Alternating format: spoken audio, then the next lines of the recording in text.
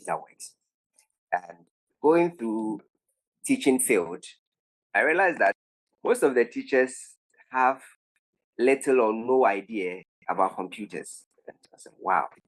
Anything you're talking about, any IT related.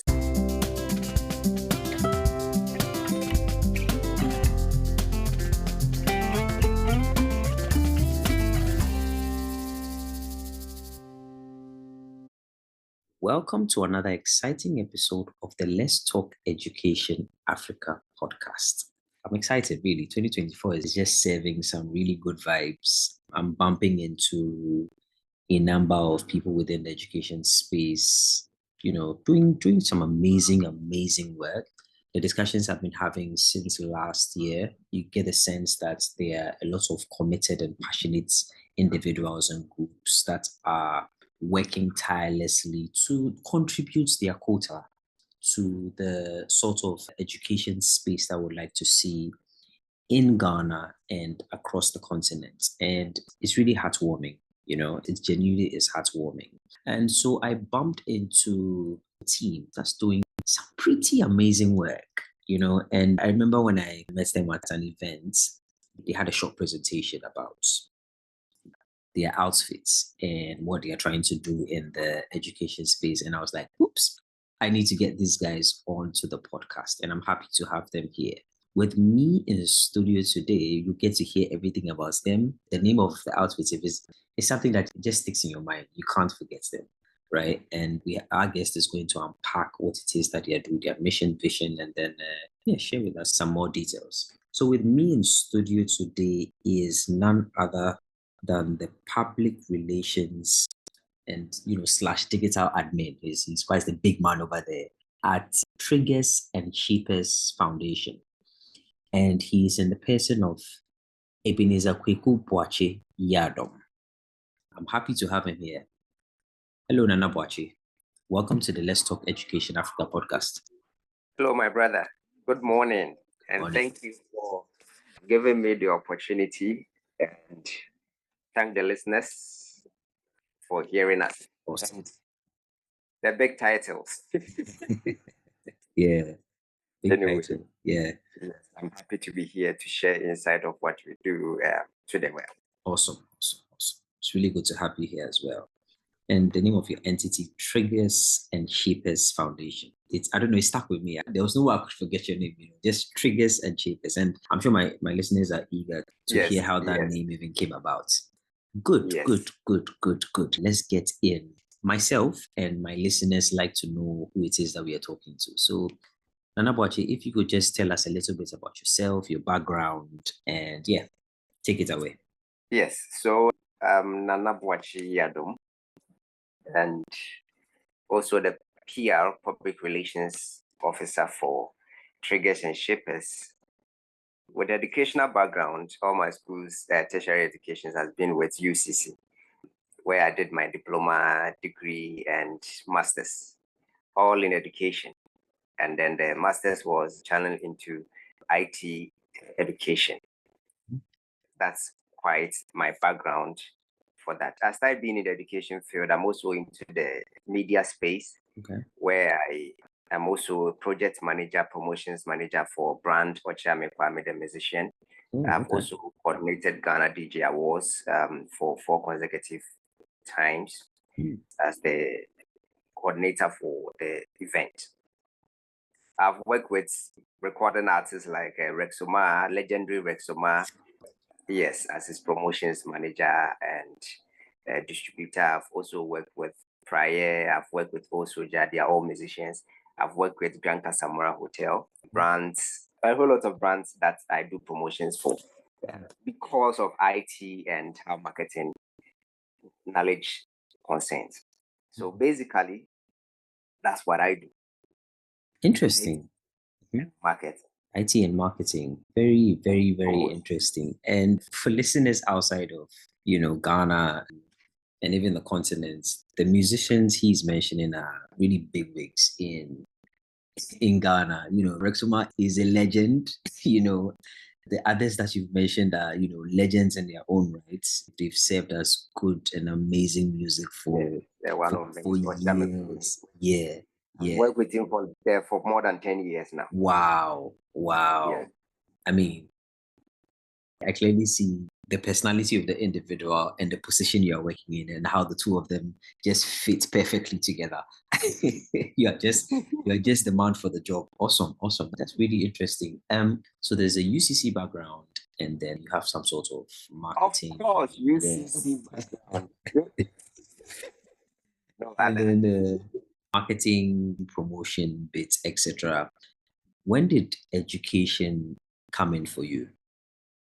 education has always been in there Okay. because marketing, promotions, none of them that I went to school to specialize in. But I went to school to specialize in education. My diploma was in UCC and I did basic education. Okay. And my degree was also in UCC and I did education in science. So after that, I said, okay, so looking at my colleague teachers, for myself from beginning, I used to have computer even when I was in junior high school or primary school. My brothers used to have them. I had some. And during my high school, I've had computer all through my school. So I had a little knowledge of how computer used to work or how computer works. And going through teaching field, I realized that most of the teachers have little or no idea about computers. And I said, wow. Anything you're talking about, any IT related stuff, most of them did not have it. So I said, okay, if I have little knowledge about computer, why don't I just professionalize it and get more in-depth knowledge about computer? So I decided to do my master's in IT relating to education. So IT and education has always been with me since 2014. Yes. That's really interesting. Really interesting. Okay. So I'm gonna take you back a bit, right? So I see the passion and the commitment towards education, right? And how you are leveraging on the other areas that actually come naturally to you, which is the marketing and then the promotion. I want to take you all the way back to your childhood, right? Is there any context in your childhood, right? Was there somebody in your home that's, or was there a particular situation or scenario that has influenced the path that you are on today? The path as I'm on as in the education As in field the or education marketing. space, yes. The education space, yes. See, when I completed high school, junior high school, 2008, I couldn't get money to continue my high school. So I had to wait and rewrite my junior high school as in the BC again. So I went through the school again. I did not just sit home and then say that I'm going to wait and then write at the end of the term. I went to school the whole year again, the whole academic year again. Learn with my juniors in the same school. So you can see how frustrating it will be that you have completed a junior high school with your juniors that you have punished before.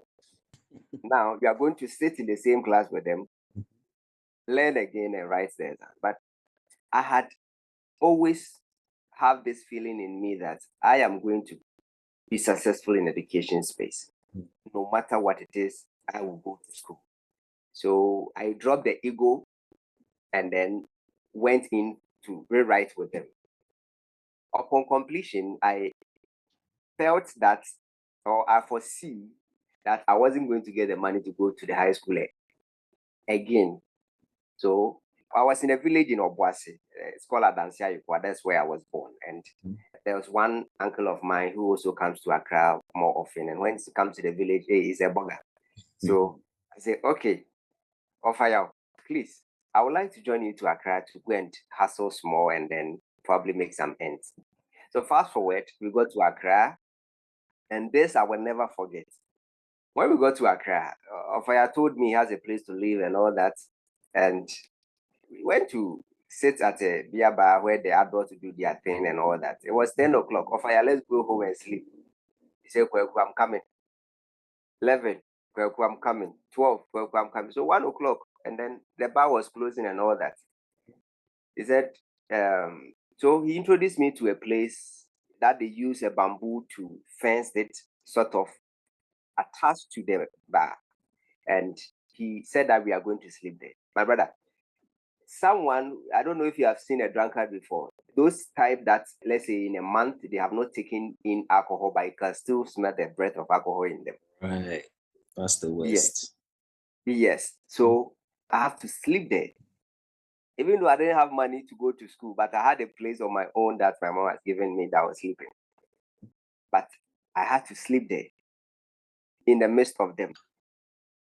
You can imagine. So fast forward, the morning came, and then he said he was a shoemaker. When the morning came, turned out that he was a shoe shine, not a shoemaker.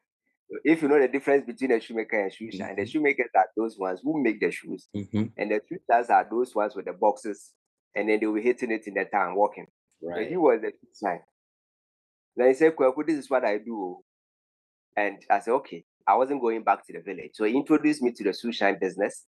I did it.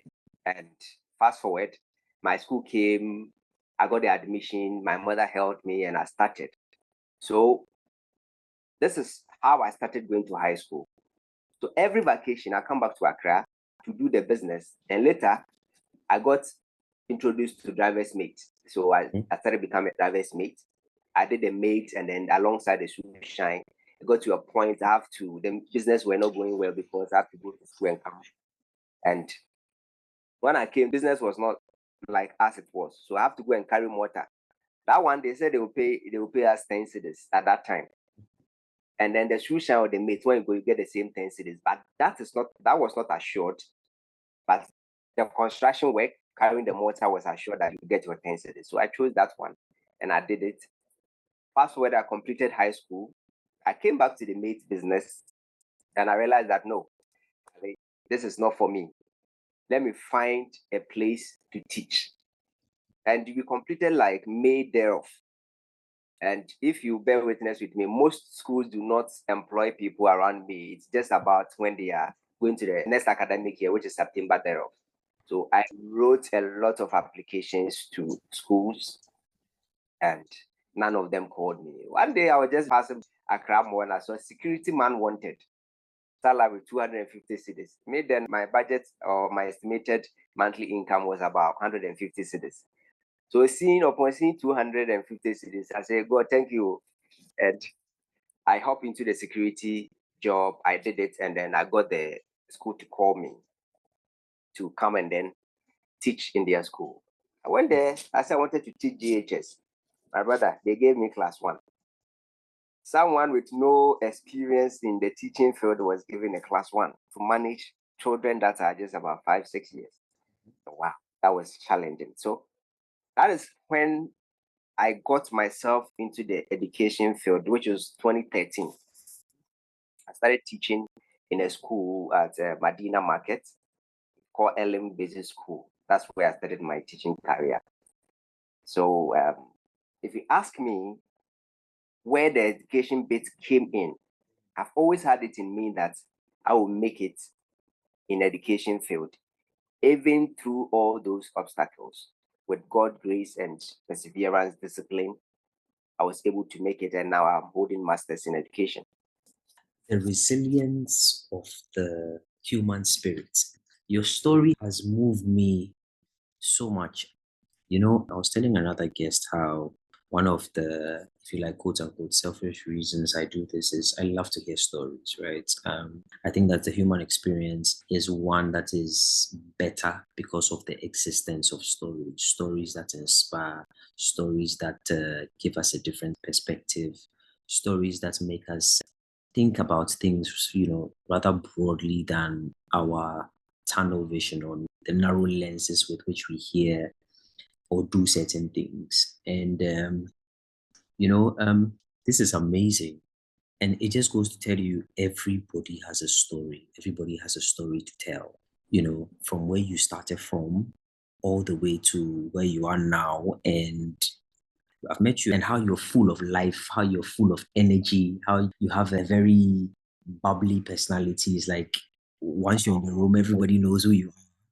Hearing the story even makes it, it just puts you in a place in my mind that's even more special, and I'm genuinely hoping that the listeners who are listening, it sends some encouragement to them. It sends somebody who is dreaming of wanting to do better for themselves, wanting to be in a position where they will live out their purpose and, impact people's lives positively, to make them know that it's possible. That's what I've picked from that it is possible. Once you put your mind, you put your whole being into it, it is possible. And I want to thank you. Thank you so much for sharing that inspiring story. I am grateful. I'm grateful for that. Interesting. Really, really interesting. I'd like to jump on that. It's a perfect segue into the question I'm going to ask, which is, you've always had the desire to teach. You'd had the opportunity to teach. Fast forward now, you even have your master's in education, etc. I'd want to take your view on what's happening. What's your general take on the education space in Ghana?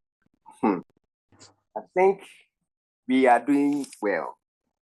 But we can do more, can do better.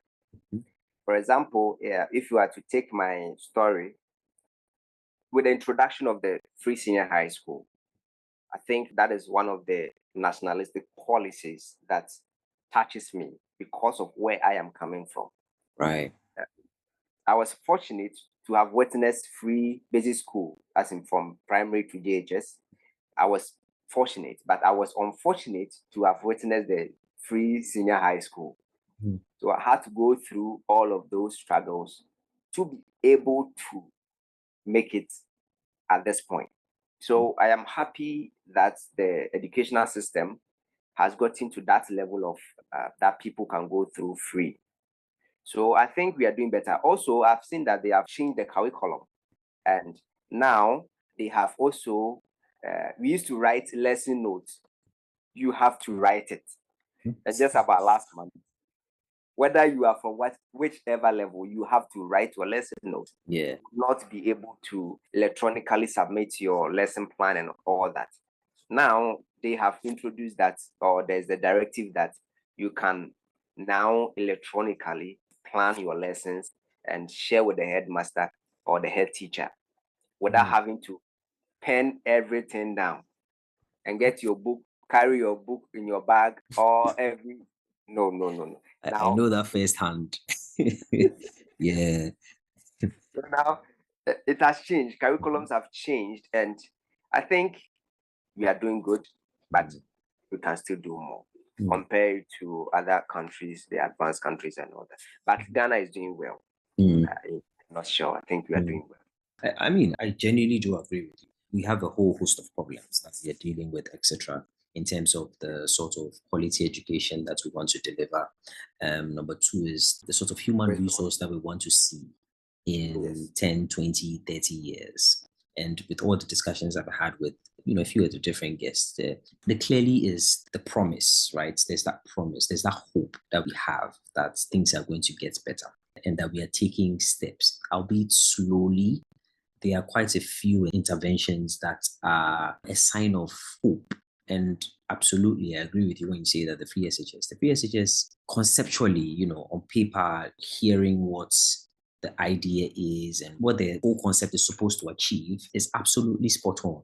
And so for people in very deprived areas, the fact that they know that there's an opportunity once you enter basic school, once you finish basic school and you pass, there's that opportunity to transition, right? To go into the SHS space, to be able to acquire another level, right, if you like, of education, something that is going to equip you in, in literacy, in math. SHS, you end up doing things like literature, you end up doing things like geography, history, and there's the elective math and other subjects that adds to you as a young person growing up.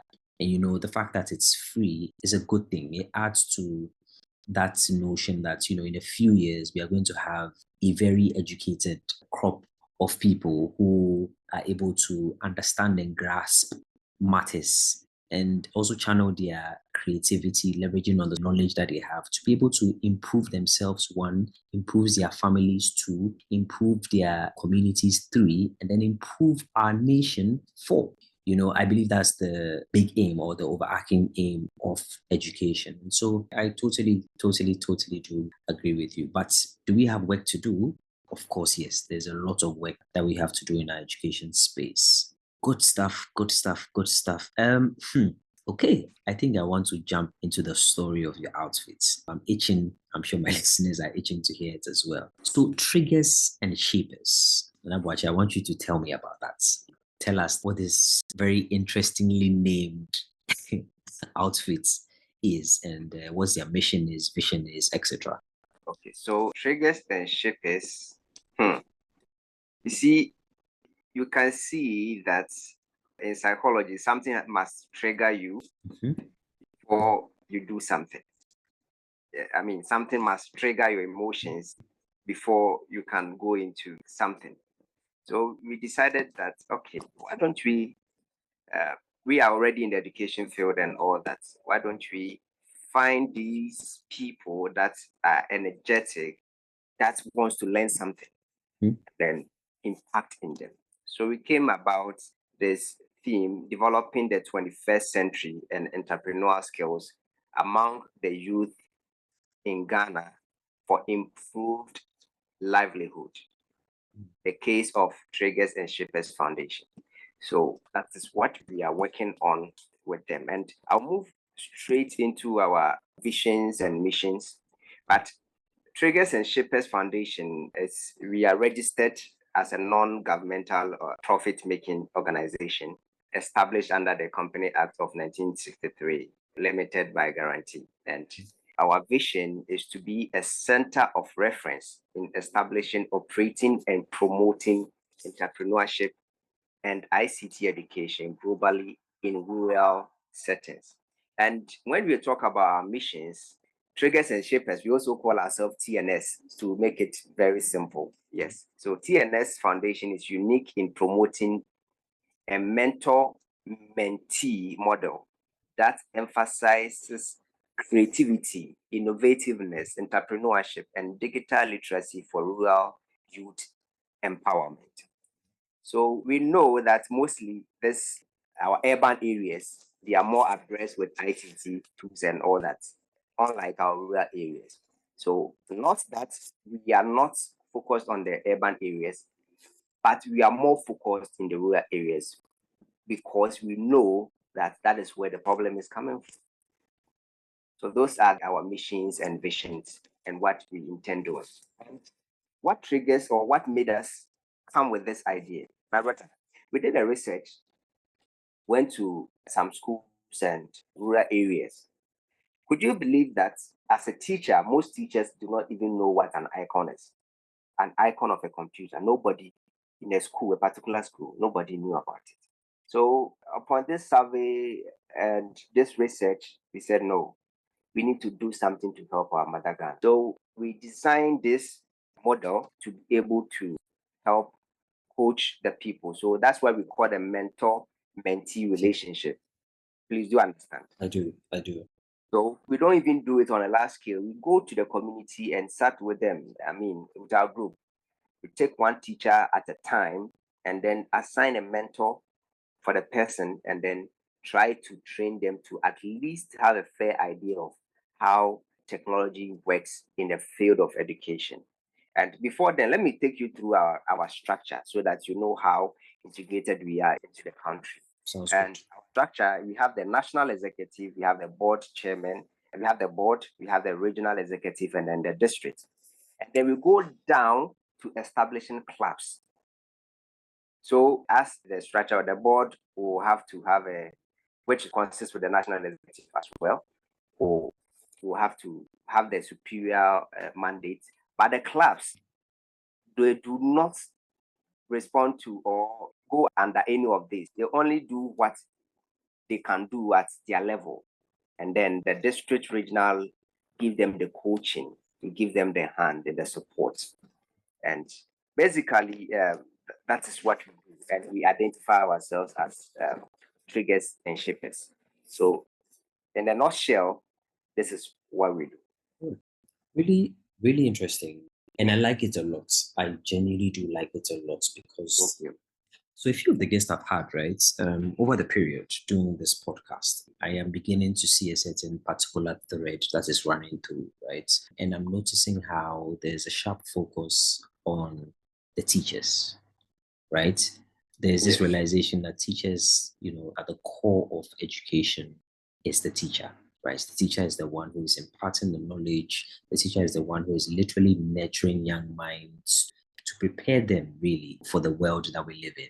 And so there are many aspects that have to be taken into consideration, i.e., the fact that there has to be a certain standard of who the teacher is, one. Number two, there also has to be continuous professional development, right? I.e., the fact that with our phones and so on and so forth, there's always an update on the iOS, right? And so if the teacher, the one who is delivering, who is facilitating education in the classroom, is the one who is leading, there has to be a way or a structure that allows for continuous professional development. They need to add to the teacher, right? And I'm seeing similarities with what your foundation does. And I especially like the mentor-mentee model. It's an incredibly powerful concept, right? We've always had it there. At least I look back, I read a bit, and you look back into our history and you see that even before formal education came into place, right, there was this whole situation where they had a master and the apprentice. So if your dad was a herbalist, the child, understudied the father or the uncle or the person who had that sort of knowledge that the child wanted to acquire, and so on and so forth. So it is a very powerful concept, right, that I see to be very effective when done properly, right? Because the mentor is the one who has the experience, who has the knowledge, who is still walking the path. And we have the mentee who is now coming up the ranks, climbing the ropes, right? So it makes sense for the mentee to have that guiding hand, that person who is going to say, okay, this thing is like this, right? But when you get to this part of the road, maybe walk on one leg, right? Or hop, right? Or jump, and it is powerful. Yeah, it is incredibly powerful. The mentor-mentee dynamic for me, I think that it should be something that should, if we can have it, I'm not sure if it's tied in our curriculum in any way, but I truly wish it's something that we can implement into our educational system is one that's going to bear a lot of fruit. So I'm excited to hear that approach being implemented by your foundation to sort of get the outcomes that you want to see. So mainly for your foundation, it's about passing on IT skills, if I'm not mistaken. So it's about mainly IT skills. Yes, IT skills. And aside just passing the information on IT skills, we also want them to see the opportunities, the entrepreneurial opportunities in the IT space. So we do not only train teachers, we also train people who have little or no knowledge about IT. I mean, who quote unquote are uneducated in any form or had any formal education. So we give all these people training, and then we help them identify themselves. What can they do in the IT space? For example, somebody can just set up a printing press business in a rural area, which can solve a problem. The person must not have to have masters in IT to be able to, set up a printing press or internet cafe business in a rural setting. Do you get it? So the last time, if you bear witness of some of the people that have had these business setups in their communication, and some even go further by creating the teachers that we have impacted. They have opened businesses that train IT professionals in the rural area. Yes. So people even don't know how to type. So these people are training them to know how to type. How to use the application like Microsoft, and then graphic designing. All these are the things that we take them through. So because graphic design pays a lot, web designing pays a lot.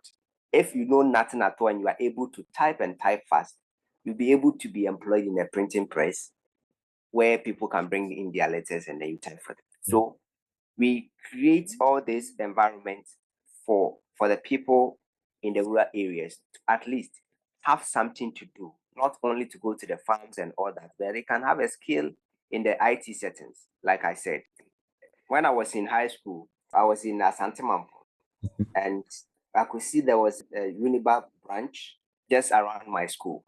And there were a lot of printing houses around the school.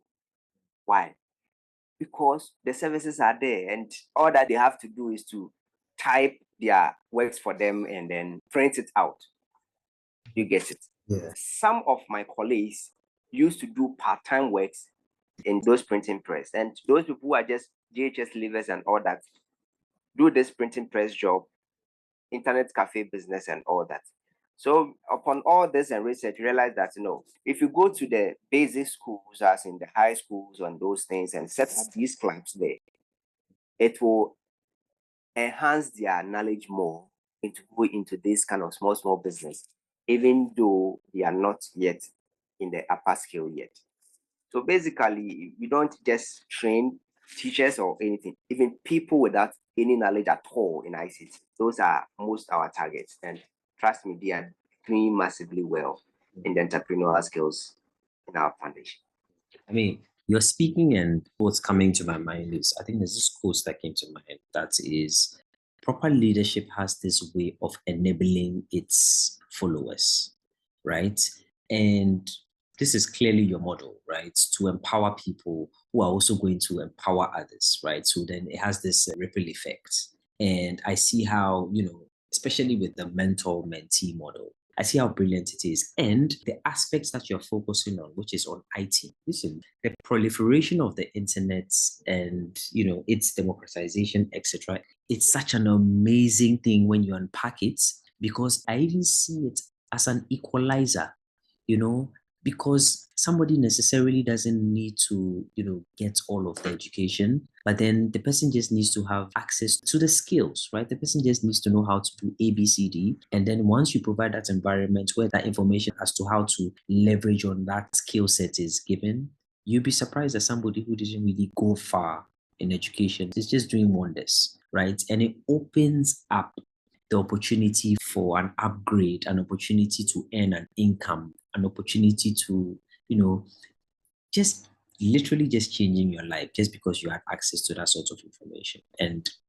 listen, there's this whole conversation around purposeful brands, and I'm truly excited to hear what Triggers and Shapers are doing. This is true purpose. I like the fact that you're even going straight to the schools, having clubs, right, where you pass on that information, and then the person who gets that information is now going to lead the others to be able to get that information. And listen, that's the way it's supposed to go, right? Hand in hand, we end up educating, the populace one way or the other. Extremely powerful to hear.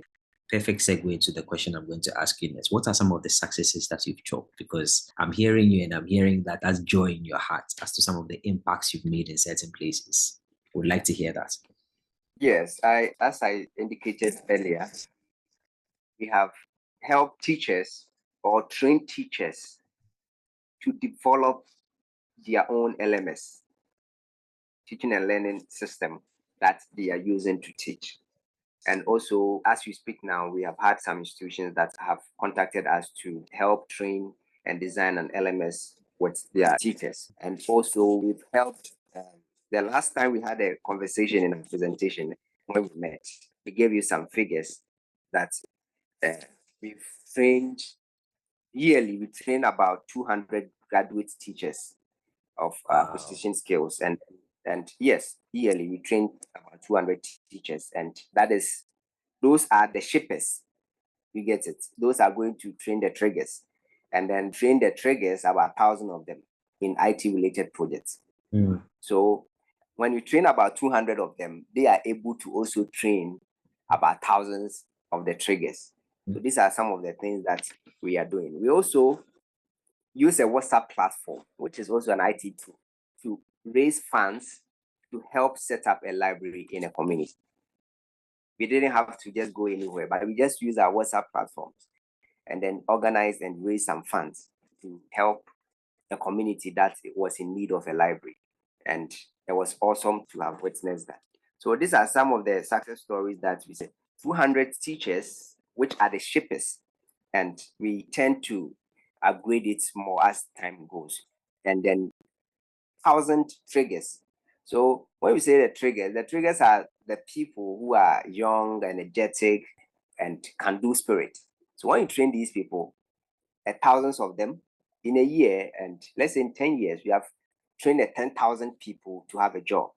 And estimatedly, they are also going to train at least, let's say each one trains 2 persons in their life. 1,000 times 2, 2,000. Yeah. So in 10 years, multiply it, you'll see that we are almost about 100,000 people that we have trained in the rural space. It's brilliant. It truly is brilliant. When I think about it, I like how the focus is on the ripple effects, right? Let's create some momentum, even if it's with one person, and then create that avenue to where the person can just spread it on or give it on to other people as well. I like it. I like it. I like it a lot. But I mean, just like with anything, and I'm sure you bear testament to that, right? If you're entering the entrepreneurship space, you're entering the NGO space, or you're starting anything in general, there's the things that are difficult. There are the obstacles. There are the things that stand in the way that makes things, a little difficult than it is. What are some of the issues in your line of business? So thank you for this question. As it is something that we foresee that we will definitely have some challenges. First of all, financial constraints. It is not easy as a non-governmental organization, non-profit organization, to go about all these things. Logistics, movements, all these things are financially inclined. So we face financial problems because we do not make profit. And some of them, even the approach, for example, one of the communities that we visited, that we wanted to give them their fair share of the cake, we went there and they didn't mind us. So we have to partner with an organization that was going to do health screening. Wow. Yes. So help those organizations with the health screening, that then we become familiar with the community. That was when we were able to. So the organizations that we met say, okay, if you want to go to this community, you are doing this. Let's take this your project to this A community, and through that we'll be able to have access to them, because there's not all the community that will open their heart for you to come and then teach them. They'll even say that you are sucker. The mere fact that you mentioned computer issue with them, oh, they are scammers. You get it. So it's not easy. Just go and then our society. Somebody working in the IT space and made it's mostly associated with scam. Right. So we get all of these. But with God and experience, we are able to find these ways of, like I said, trying to give back to the community by doing a health screening with an organization, and we're able to get to them. So these are some of the challenges that we face, basically. Yeah, the honesty is great, because that's one of the realities when it comes to getting some sort of change or introducing some sort of innovation in the education space. And I think I've spoken to a few edtech people, and yeah, there seems to be that consensus, right? That you might come up with the most brilliant idea, but then the education system is a bit, it's not, what's the word I want to use? It's not as receptive. I don't know, maybe another word will come, but then we'll go with this word for now. It's not as receptive. And so there has to be a lot of, or what I want to say is that it's good. It's good for us to collaborate with one another, to be able to enter certain communities, to be able to bring about that change that we want to see, right? So in your case, for example, there's this bit where there was a collaboration with the health screening, an entity providing health screening, right? Where you people sort of partnered to sort of get your foot into the community, right? I'm hearing other bits to where if you're coming up with the products, an edtech products or an edtech solution, etc., there has to be a way you sort of connect, network, collaborate with people within, the space, some of the stakeholders, some of the head teachers, and all of that, and yeah, it really is brilliant. But anyway, I hope that as things go on, things are going to change. But the way education goes about opening up to change and all of those. This has been really, really awesome. Is there anything you want to share about what's going to happen with Triggers and Shapers in the future, as we wrap up the conversation? Yes. So we aim at training yearly about 300 to 400 graduate teachers in acquisition of digital skills, and also train yearly 1,000 triggers to 2,000 triggers in IT-related projects. We also seek for funding to conduct research on the impact of triggers and shapers projects on the livelihood of the members. We also want to collaborate with agencies and individuals who share in our vision to expand the frontiers of digital literacy in Ghana and beyond, and also to establish and operationalize the Triggers Club in every district in Ghana.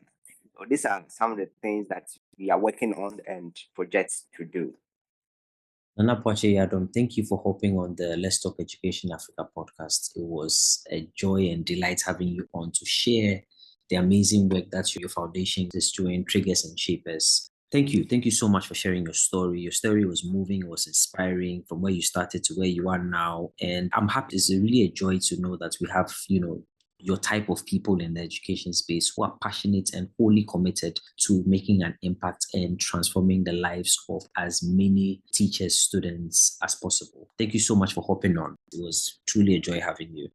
My brother Nana Kwame, you have moderated very well, and I'm happy to be part of this beautiful initiative. You are doing so well, and I hope that those who should be concerned about this should see the work you are doing and give you the reward as you deserve. And also, I would like to add that if you're an organization and you want to design an instruction to fit your consumers or customers or clientele, you can consult us. Contact us. We do the content creation for you, the designing for you, the instruction of how you can train your people. For example, some organization wants to train their workers on how to use a particular product or projects that they are embarking on. You can just contact us. We design a very suitable content for your organization. The instruction will be very beautiful, brief, and precise that can sell to your clientele. This can also help us generate some income to foster what we are doing. Thank you so much, Kwame, and we would love to be back on this show again. Definitely. Yes. Thank you so much for hopping on. And listeners, you heard it here first. Please look out for, Triggers and Shapers. They're doing some amazing work. And yeah, if you're looking to collaborate, if you're looking to network, please check them out, Triggers and Shapers. They are online. They are working on putting together their social media pages, etc. And I'm sure by the time this episode is done, all of that will be up and running. So please check them out. This has been an exciting episode. I truly enjoyed it so much. Listeners, I'm sure you picked up a thing or two. If you're in the entrepreneurial space, I'm sure you picked up some inspiring gems that Nana Poache Yadom shared. Also, people within the education fraternity, if there's anything that you heard that was inspiring, etc., I hope you put it down. There's so much we want to share this year, and I hope you picked up a thing or two. Until next episode, please stay safe and cheers.